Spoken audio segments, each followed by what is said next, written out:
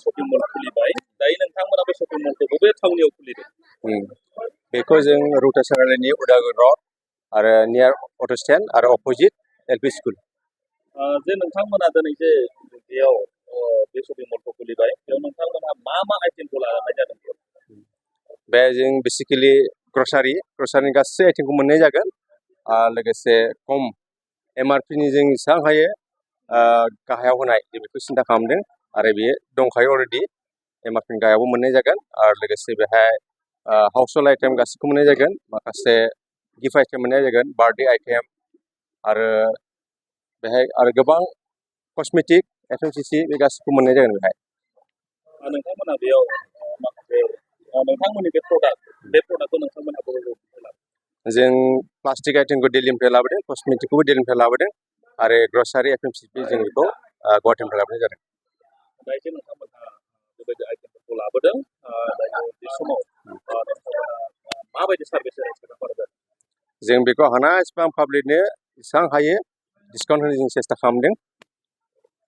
दायो जे दिनै नोंथांमोननि बे बेखेवनाय हाबाफारियाव नैबे ग्राहकफोरा बा कास्टमारफोरा माबायदि बाहागो लादों? बेहाय नुनो मोनदों गोबाङा बाहागो लानायखौ नुदों आरो मोजां मोननायखौ नुदों आरो आं फोथायो इन फिउचाराव गोबाङा कपारेट खालामगोन आरो गोबाङा जोंनिफ्राय पारचेस खालामगोन आरो एसेबाबो लाबखौ मोनगोन।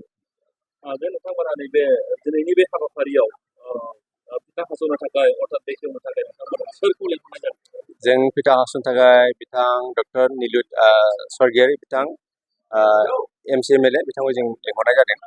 जे नोंथांमोना बे इएमजों लोगोसे नैबे हाबाफारियाव ओनसोलनि माबायदि व्यक्तिफोरखौ लिंहरनाय जादों आरो ओनसोलनि माबायदि व्यक्तिफोरा बाहागो लादों?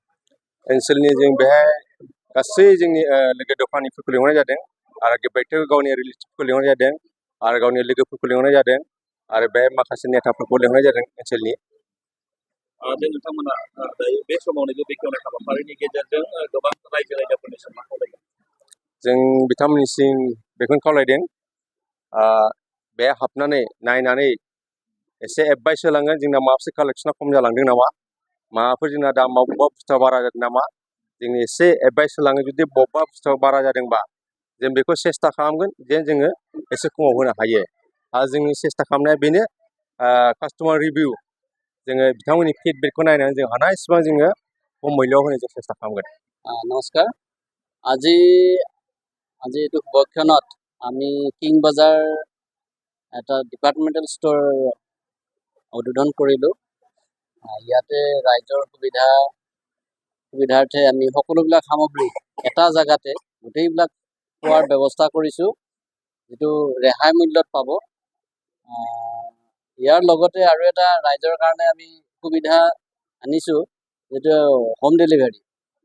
আমাৰ হোম ডেলিভাৰী অপশ্যন থাকিব, এইটো হোৱাটছআপ নাম্বাৰ থাকিব এটা, তাতে আপোনাক হোৱাটছআপত মেছেজ দিলে আমি উইদিন 3 কিলোমিটাৰৰ ভিতৰত আমি ঘৰত একো বিনিময় নিদিয়াকৈ মানে নট চাৰ্জেবল আৰু একো চাৰ্জ নোলোৱাকৈ ঘৰত ডেলিভাৰী দিম বস্তুখিনি।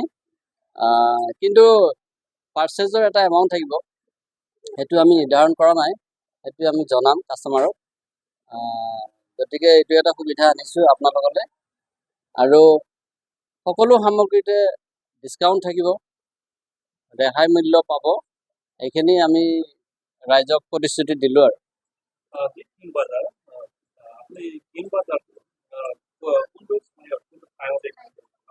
আমাৰ লোকেশ্যনটো হ'ল আপোনাৰ Rowta Chariali Udalguri road near auto stand opposite LP school. दिनै रौता टाउनाव किं बाजार होननाय मोनसे शपिं महल बे दिनै खुलिदों। आङो खोब गोजोननाय मोनदों। आङो बे किं बाजार जे शपिं महल बे महलनि बिगोमा बिथांमोनखौ आंनि गोसो गोरबोनिफ्राय हामग्लायनाय जासिदों। बिथांमोननि जे हास्थायनाय आरो बिथांमोननि जे मिजिं बे जाफुंसारथों। लासै लासैनो जोंनि बे रौतायाबो टाउन डिक्लेयार जानायनि उनाव बाहाय गोबां मोजां बिजनेसमेनफोरा बे ओनसोलनि थागिबिफोरा बे ओनसोलखौ जौगासार होनायनि मोनसे थांखिजों बाहाय दिनै मोनसेनि उनाव मोनसे शपिं मल खुलिनो आरम्भ खालामबाय आरो बिनि मेन गुदि जाहोनानो जाबाय बिटिआरआव दिनै सान्ति फैबाय, बिटिआरआव दिनै गोजोन फैबाय, निरापत्ता फैबाय, कुनु बेहाय गिनाय, धमकी होनाय, थाखा दाबि, धन दाबि, गन्दगल, बन्ध बेबायदि मोनसे जोंनि ओनसोलाव गैयैनि जाहोनाव दिनै रौतायावबो बेबायदि मोनसे शपिं महल खुलिनो लानाया जोंनि थाखाय गोजोनथाव आरो बेखायनो आङो दिनै बिनि बिगोमा बिथांमोनखौ गोसो गोरबोनिफ्राय साबायखर जासियो।